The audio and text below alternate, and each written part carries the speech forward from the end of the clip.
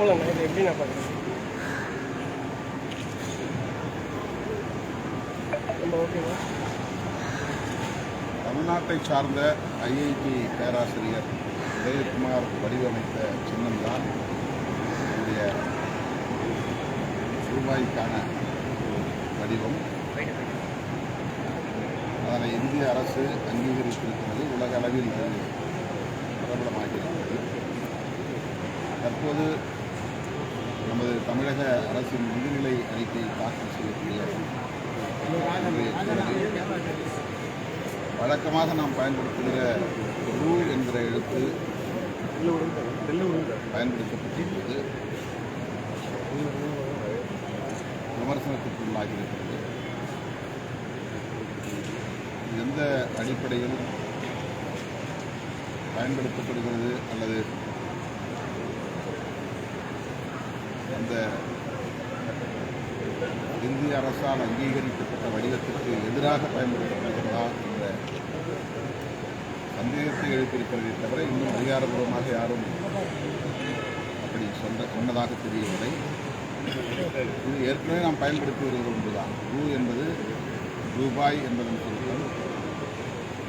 பொதுவாக ரகரத்தில் தமிழ் எழுத்து தொடங்காது. ஆனால் பயன்படுத்துகிற போது முன்னால் விவரம் ரூ போட்டு ரூ போடுவது வழக்கம்.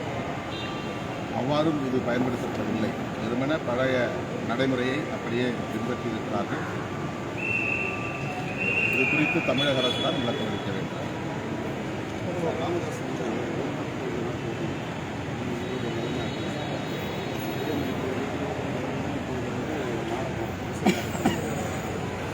ஒருமொழி கொள்கை அப்படிங்கிறது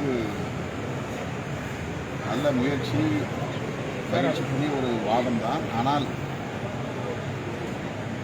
உலகளாவிய அளவில் பிற இனங்களோடு நாம் இணைந்து இயங்குவதற்கு ஒரு புது மொழி தேவைப்படுகிறது.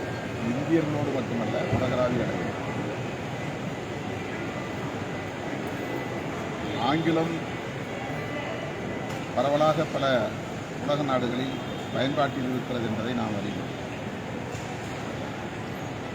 இந்தியாவிலும் ஆங்கிலம் ஒரு இணைப்பு மொழியாக இருப்பதை அறிவோம். எனவே தாய்மொழியோடு இன்னொரு மொழியை கற்றுக்கொள்வது என்கிற இருமொழி கொள்கை மிகவும் பொருத்தமானது. இந்திய நாட்டின் ஒருமைப்பாட்டுக்கும் ஒற்றுமைக்கும் ஏதுவானது. மூன்றாவது மொழி, நான்காவது மொழி, ஐந்தாவது மொழி என்று சொல்லுவது தனிநபர் விருப்பத்தை பொறுத்தது, ஆர்வத்தை பொறுத்தது, வேலைவாய்ப்பை நோக்கமாக கொண்ட அடிப்படையில் தேர்வு செய்யக்கூடிய ஒன்றாகும். ஆனால் இந்தியாவில் என்ன நோக்கத்திலே இந்தியை திணிக்கிறார்கள் என்றால் வேலைவாய்ப்பு என்ற நோக்கத்தில் அல்ல, மொழித்திறனை பெருக்கிக் கொள்ள வேண்டும் என்ற நோக்கத்திலும் அல்ல. இந்தியாவுக்கு ஒரே மதம் இருக்க வேண்டும் என்பதைப் போல ஒரே மொழி இருக்க வேண்டும். அப்போதுதான் இதை ஒரே தேசமாக உருவாக்க முடியும் என்பது டெல்லியிலே ஆட்சிக்கு வரக்கூடிய ஆட்சியாளர்களின் நோக்கமாக இருக்கிறது. அதற்காக அவர்கள் ஆங்கிலத்தை அந்நிய மொழி என்பதைப் போல ஒரு வெறுப்பை விதைக்கிறார்கள்.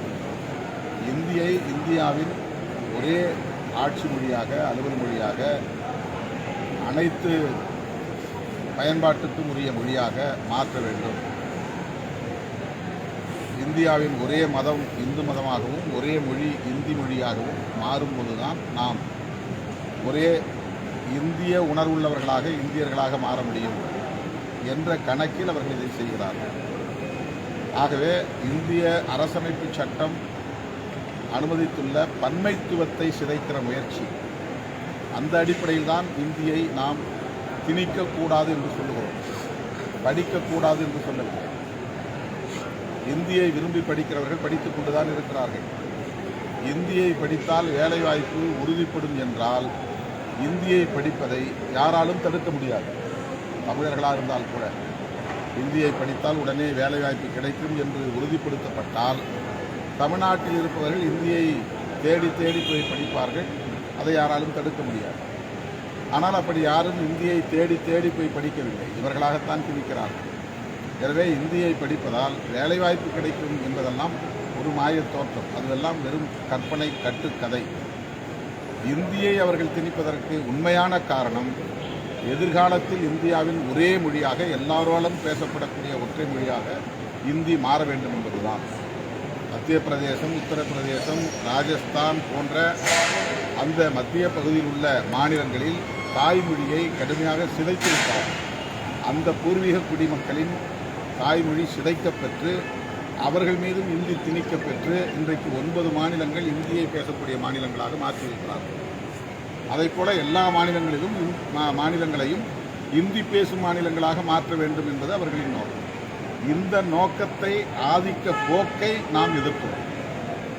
ஆனால் தமிழ்நாட்டை சார்ந்த பாரதிய ஜனதா கட்சி தலைவர்கள் ஏதோ அது தேவாமிர்த மொழி என்பதைப் போலவும், அது கிடைத்தற்கரிய ஒரு மொழி என்பதைப் போலவும், அதை படித்தால்தான் எல்லா வாய்ப்புகளும் கிட்டும் என்பதைப் போலவும் ஒரு தவறான சித்தரிப்பை உருவாக்குகிறார்கள். அது ஏன் ஏழை குழந்தைகளுக்கு கிடைக்கக்கூடாது, எல்லோருக்கும் கிடைக்கிற தேவாமிர்தம் ஏழை குழந்தைகளுக்கு கிடைக்கக்கூடாதா என்பதைப் போல அதன் மீது ஒரு புனிதத்துவத்தை ஏற்ற முயற்சிக்கிறார்கள். இதுதான் அரசியல் ஆதாயம் தேடுகிற முயற்சி. நம்முடைய எதிர்ப்புக்கு காரணம் இந்தியாவின் ஒற்றை மொழியாக இந்தியை ஆக்குவதை ஏற்க மாட்டோம்.